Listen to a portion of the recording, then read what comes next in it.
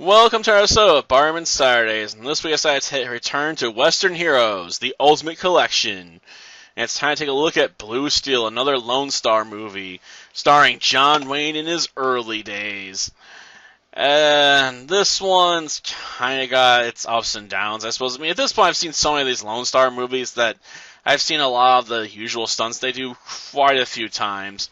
And there's arguably some notable goofs when they're pulling off some of the stunt work here, but I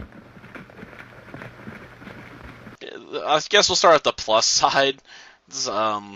We have a really bad thunderstorm at the beginning of the film, which has to be one of the loudest thunderstorms I've ever heard in a movie. It's so loud, it's laughably bad. Though I suppose that is fitting for a B movie, that, it just has a certain level of fakeness going for it. There's also a bit in the hotel where we get introduced to a bashful newlywed couple, and the groom comes back down after going up to the bridal suite, and he's like, "I can't find it." I can't find it. You can't? No. Well, whatever have you lost? I ain't lost nothing. Well, what in the world is it that you can't find? Well, it's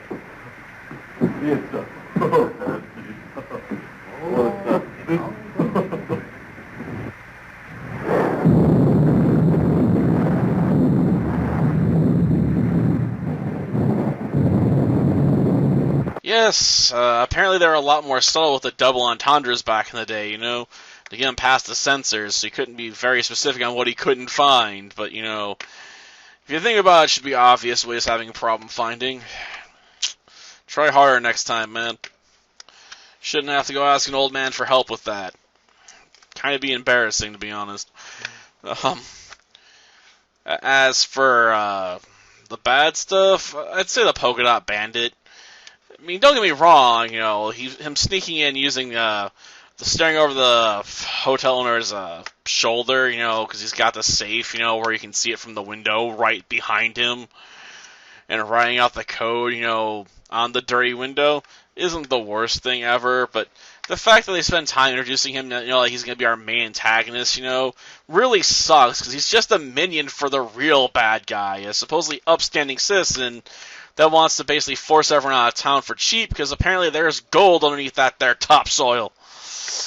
Yeah, it's kind of dumb. I mean, don't get me wrong, you can definitely find gold deposits that get revealed by rivers and stuff, so maybe it's not as stupid as it seems, but it seems a bit weird to me that, out in the middle of apparently a desert, there just be large gold deposits, just hanging out right underneath topsoil. Ugh. So I guess this is meant to be like a prairie out in near the Sierra Hills, so still doesn't really seem to make sense to me, because usually when you think of gold, you think of people like mining it, not just, removing the topsoil.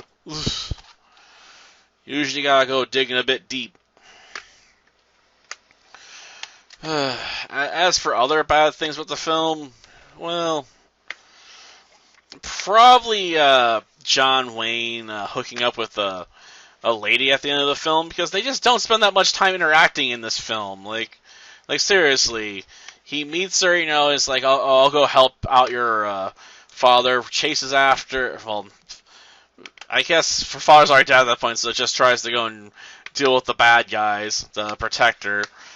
Then they meet again in town, where she then wanders off with the actual main villain, who's pretending to be an upstanding citizen.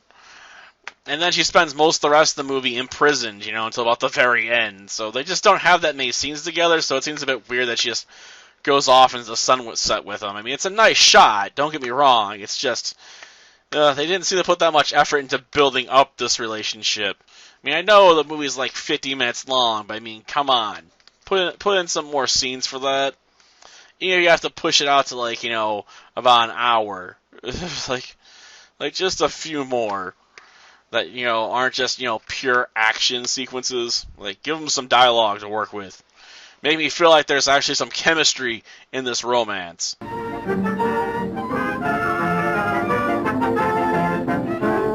But yeah, I mean, if you're a fan of Lone Star's old movies, you'll probably enjoy this one all right.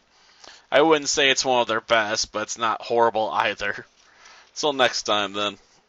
See ya. Won't be expecting them, eh? Huh. They'll find out. It's the things we least expect that usually happen.